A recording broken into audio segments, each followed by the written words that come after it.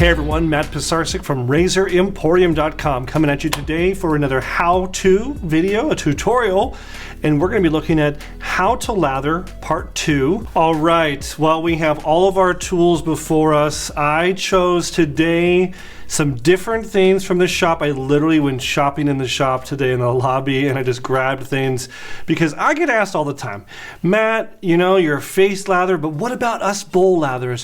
What about us scuttle latherers? What about?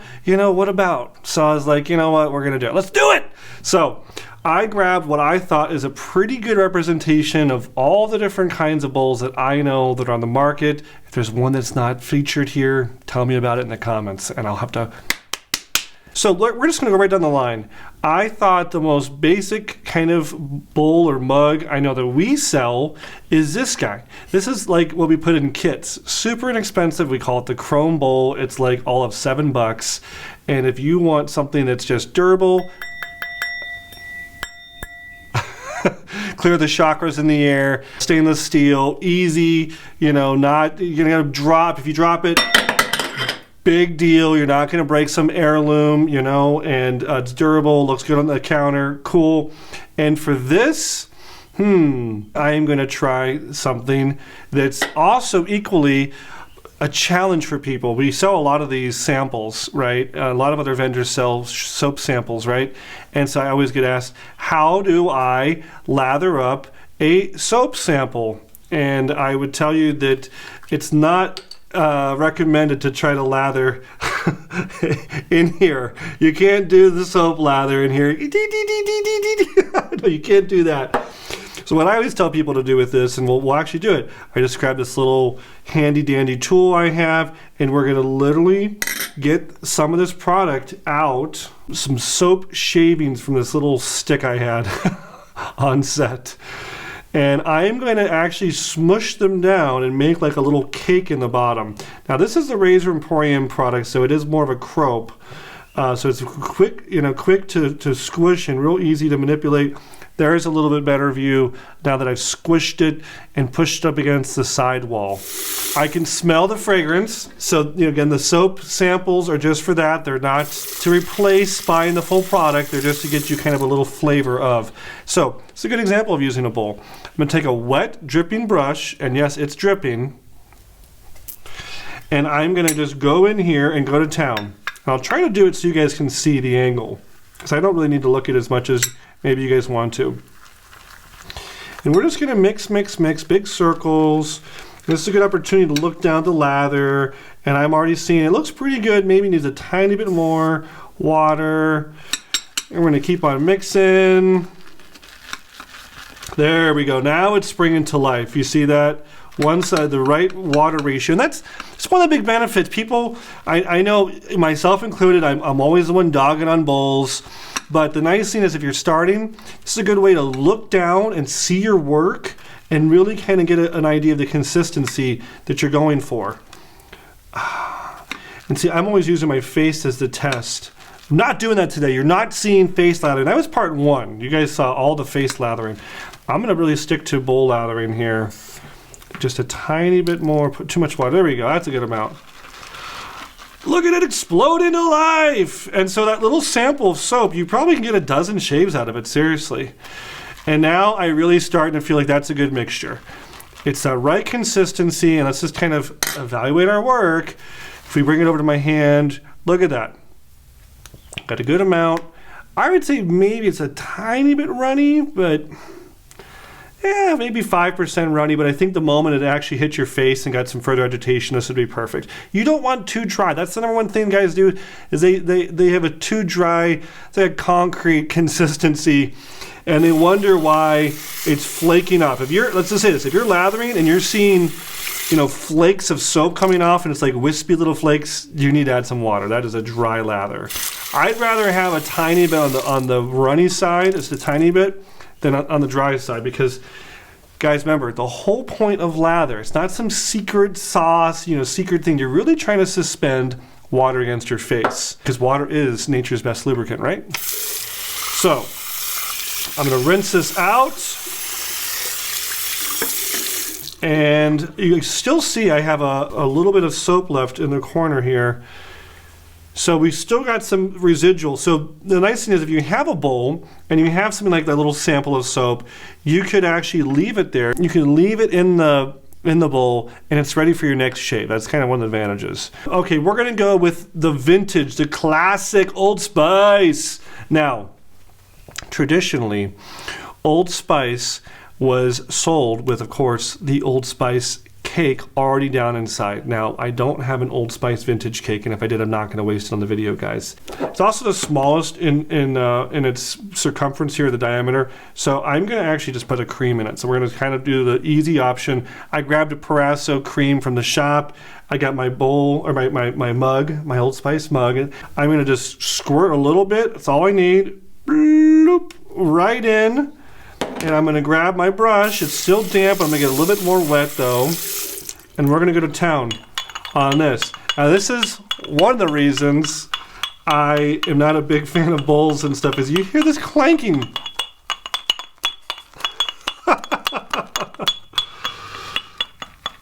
But I can look down and I can see my work. That's cool. And the Old Spice mugs are neat because they are smaller and they are vintage, of course. A lot of people have, fond memories of grandfather using one of these. It was on the bathroom counter. And yeah, I'm already seeing that this is too, let's actually show you. This is too runny of a lather. See how much water, how much air bubbles and suds are in there? It's not looking creamy, it's looking more sudsy. So this is a good example. Of course I planned this. The mug really kind of showing you the ratio. So I know I put too much water, so now I'm going to put a little bit more product in. And hopefully I can then get just the right consistency. Oh, even the fact that it's getting quiet, listen to this. Hear that little frappuccino? Oh yeah. Now we're whipping up something good. Look at that. Now again, Parasso is kind of famous for not even being the most creamy lather out there, but I definitely am happier with this. I would still say it's maybe a tiny bit on the runny side, but again, going over to your face, I think this would make a really good lather. But I think it's passable. Yeah, right there. Look at that cush right there. Not too bad. We're gonna go over to the opposite of the Old Spice. It's almost, yeah, it's about maybe a third or quarter as deep, but it's definitely way wider looking. And so we're going to avoid that clanking, hopefully. And for this, I can't think of a better product to put in it than Mitchell's Full Fat. Now this is sold by Fine, so I imagine that Fine wants to use the Fine products in here. And we are a sales, a vendor, a stockist of Fine. We like Fine, but I just think if you're going to have a giant dish like this, you might as well put a puck in, because it fits. If it fits, I sits, right? Now this one's kind of unique because it also has these little scalped walls, these edges, and those are really supposed to promote agitation and mixing. Maybe also kind of anchor your product in there if you have a hard puck like this. So we're gonna go over, again, I'm not gonna be shy in the water, and we're gonna have a dripping wet brush, and we're gonna go right in on that. I am not shy of putting the, I specifically put a lot of water because I'm noticing that water does not hurt. And again, number one thing new shavers do is not use enough water. So I've got, look at all that lather in there. At this point, I would probably actually take the soap out. I think the soap has done its job. And I think being on there is just going to continue kind of like the loading process. And now I don't need a load anymore. I really need a mix. So I think there's just a little bit too much water. I'm going to pour some of that off. And then here we go. I'm going to mix. And it is nice. I'm not getting the clankiness. It is getting a little frothy. I can hear it. It's like when it's silent, it's deadly. There we go. Now we're getting more of that creamy. We're going for Cool Whip, guys. We're going for Cool Whip. I think that's pretty good. What do you guys think? For Mitchell's Full Fat, I think that's pretty good. This looks like Ghostbusters. Have you guys seen Ghostbusters with the Stay Puft Marshmallow Man? Look at this. Again, if I face lather this, it would instantly start getting more to the to the creamy texture, but I think that's really good. Now the other style that I grabbed would be kind of the last style. We have our own version of this that we sell, and then this is another one from Antigua Barbuda. This is more what's called like a barber's mug, and I believe the way you're supposed to hold it's kind of like this. I'm kind of like pawing at this to try to see how I want to hold it. It's all about the ergonomics. I think kind of between the knuckles is one approach. You can kind of, just grip it with your thumb and your forefingers. I'm trying to think of like what's the best. Maybe like one of these. Yeah, between your knuckles up here. I mean, I'm sure there's several different techniques of the best way to hold this. I think for me, I kind of like the knuckle approach. I really feel I have a lot of control over that. So what am I going to use for this guy? We did a small scoop out, right? Let's do the big scoop out. So a lot of people that buy the big tubs of soap, they like to do the scoop. And I've seen people use little spoons, like little tiny teaspoons for this, special brass spoons, silver spoons. Like it's like a whole thing of what you're going to use to scoop. But the concept is the same. You can see it kind of down here, just loose. I'm probably going to smush that. Again, maybe I'll push it more in the middle. Yeah, let's do that. I'm going to smash it onto the bottom. So it stays put, it's smashed. I've increased the surface area, so as my brush goes over it, it's getting loaded faster. And again, we're going to go in hot, and by hot I mean wet, with kind of more of a, maybe shake out a little bit of water. But let's go for it. So I'm going to use my knuckles here. We're getting more of the clankiness, but it is kind of nice. It's got this fluted kind of wide brim to the top of it, or wide, I should say wide lip. Kind of show you some of this. I can see my product starting to form. It's kind of whipping up on the edges. Now there's different schools of thought. Should you load up the brush or should you put that back down inside and kind of squeeze the brush out? I kind of think squeezing the brush out gives that product more time to mix and agitate. I think I'm going to put just a tiny bit more. I've even seen people use like teaspoons, and that way they can control the measurement. They're like, oh, I need to put 1 teaspoon or 2 teaspoons, and maybe it's the same product that they're going to use to do the scooping. I like just to kind of drip it out, but again, this is not my forte. I did not prepare for today's video. This is not something I do. I like to face lather, but I am willing to try it and show you guys. I think it's not.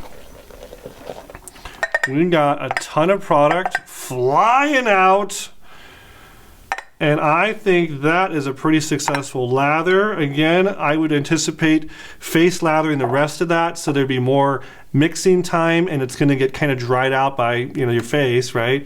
And so it's gonna turn into a really great product. But let's look at what our consistency was, and I think that's pretty good. Just the right amount of peaks, and it's not too runny, it's not too bubbly. I would call that a good success. Okay, I've saved the best for second last, and that is the big, cool looking shoe, as Ashley said. She said, is that a shoe? And I said, no, it's a scuttle. Come on. What is a scuttle, Matt? Okay, it's like 1880, 1890, maybe 1900. Hot water in the house is not a thing. You're lucky if there's hot water in the kitchen, but probably more than likely you're boiling water in the kitchen and you're taking it to maybe a mirror next to the kitchen or a little bathroom, vanity bowl, or maybe your outhouse or whatever, and you're gonna shave. Well, how do you transport that water? So the scuttle is kind of the idea of a bowl of water plus a place to mix the product. And the day and age of this product is definitely soap. We're gonna take the Mitchell's Wool Fat, and I am going to literally take a double-edged blade, because I'm crazy, and hold it in my hands. Is this even gonna work? I'm gonna literally shave off a little piece of this without trying to cut myself. Slice my fingers wide open. But I literally got a little slice of this. Look at this, and we're gonna pull this off. And I'm not making this up, meaning back in the day, here we go. That's all I really need. I'm literally just getting some shavings. If you're using soap, you either made the soap yourself from, you know, rendering down animal fats on from your farm, because, you know, you're living in the agrarian best life. Or you're gonna go down to the barber shop and you're gonna ask for literally a chip off the old block, meaning they're gonna cut you off a nugget or a square or whatever of a big block of soap that they made. In fact, you still see this. You look at the Cella. Cella sells a giant block of soap, and you carve off or shave off little chunks and you put them in a product like this. So I've got my little chunks here, and maybe it's hard to see. I've smushed it around this one lip. Got that? And you're wondering, Matt, why is there these little holes? Well, let's imagine that I have hot water. And I don't, but let's imagine I have hot water. I would actually put the water down here in this area, right? I fill this up with water. This is a great place for your brush to go hang out and start getting all ready. And meanwhile, this steaming hot water comes up through here and softens your soap and gets it ready to really make a lather. Again, this is like the little barber shop you can take with you. So you're in the kitchen, you boiled some water, and now, you know, or of course your wife boiled the water for you. You can't be bothered with that. And you take this, and she says, "Honey, go clean it before church." And you're like, "Okay, all right." And you get your brush out, and you can, you know, whatever, get rid of the excess, and you still get all this steaming water, and you're gonna go right on top. And funny enough, I've been selling scuttles for years. I've never even used one. I am doing it for you. And I actually kind of like this because it's such a shallow little dish compared to all these with their tall lips that it's not clanking my brush. And if I want more water, I got the water right there. I got the water reservoir right there. I don't need to go somewhere else for water. I got it right with me. And it's so shallow I can really see what I'm making. I'm trying to show you guys this, right? And it's again, we're using Mitchell's Wool Fat, a vintagey tallow soap, right? Look at that. Now let's take a look at the consistency here. If I was to bring it over and squeeze it out for our test. Again, what do we got? Pretty good. Got little peaks there. It may need a little more agitation, maybe a little more product, but I think that's a pretty good start. I think I could get a good lather with that. But I think it's just such a cool kind of piece that you've got the brush here, you got the mixing station, you can put this back down here. It's like an all-in-one. I have made a complete mess of my sink, and I loved every second of it. we got a smorgasbord of ways to lather, part 2.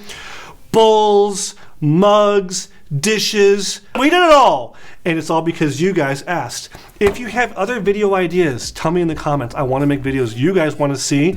If you do leave a comment, you're entered to win this, the official Razor Emporium black and blue t-shirt. That's all I got. If you guys think there's a product I can't lather, tell me. Challenge will be accepted. Tell me in the comments, and we will see you next time at Razor Emporium for all things vintage shaving. Thanks, guys.